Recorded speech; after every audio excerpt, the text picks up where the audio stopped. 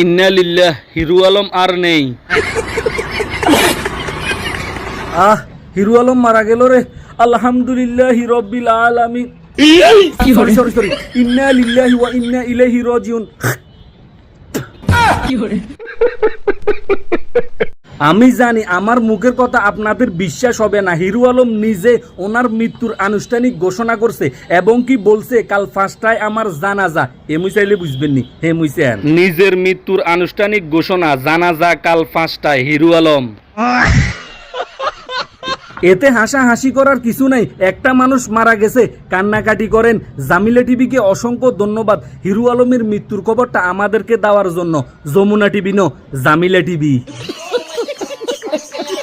এই হিরু আলম মারা যাওয়ার পরে দেশের মানুষ বুঝবে কোন নক্ষত্র হারাইছি, কারে হারাইছি। সোশ্যাল মিডিয়াতে একবারে ঠান্ডা হয়ে গেছে গই, আরামে এখন ঘুমাইতেছে। সব কথার মূল কথা, হিরু আলম আমাদের মাঝ থেকে চলে গেছে। এই শূন্যতা আর কোনোভাবে পূরণ হওয়ার নয়।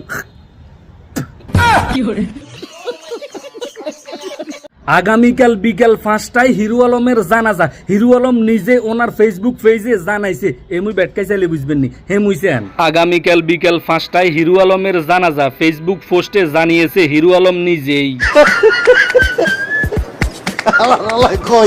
একটা মানুষ মারা গেছে, এতে আনন্দ উল্লাস করার কিচ্ছু নাই। আমি জানি হিরু আলমের মৃত্যুর খবরটা পাওয়ার পরে অনেক মানুষ রাতে কাঁদতে কাঁদতে বালিশে ভিজাইয়া আরামসে ঘুমাইব। আর বলবো এই বুঝি সোশ্যাল মিডিয়াটা মুক্তি পাইল, এই খবরটা কবুলক, আলহামদুলিল্লাহ। আবার অনেক মানুষ কমেন্ট বক্সে আইসা লিখবো, সাদেক ভাই আপনি একটা জিনিসও, আমি বলতেছি না আমি একটা জিনিস না, হিরু আলম একটা জিনিস। যে মানুষটা মারা যাওয়ার পরেও তার মৃত্যুর সংবাদ দিল এবং কি জানাজার সময়টা নির্ধারণ কইরা ফেসবুক পেজে জানাই দিছে। এই সমস্ত খবর আমাদেরকে দেওয়ার জন্য খামুনা টিভিকে অসংখ্য ধন্যবাদ। যমুনা টিভি নো, খামুনা টিভি। আমি জানি এই নিউজটা দেখার পরে কমেন্ট বক্সে অনেকজনে লিখবো এই নিউজটার অপেক্ষায় রয়েছি। এরে ভাইয়েরা, আপনারা আর মানুষ হবেন কবে? দুঃখ রইল, একটা মানুষের মৃত্যু কামনা করেন। সবচাইতে বড় কথা হচ্ছে 71-এর যুদ্ধের সময় পাকিস্তান স্ক্র্যাপ জিনিসগুলি লইয়া যাইয়া আমাদেরকে দামি দামি জিনিসগুলি দিয়ে গেছে।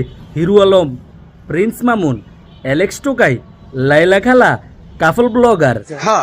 এরপরেও আপনারা বলবেন দেশের অবনতি হয়েছে, আমাদের দেশের প্রতি খোদার গজব আছে।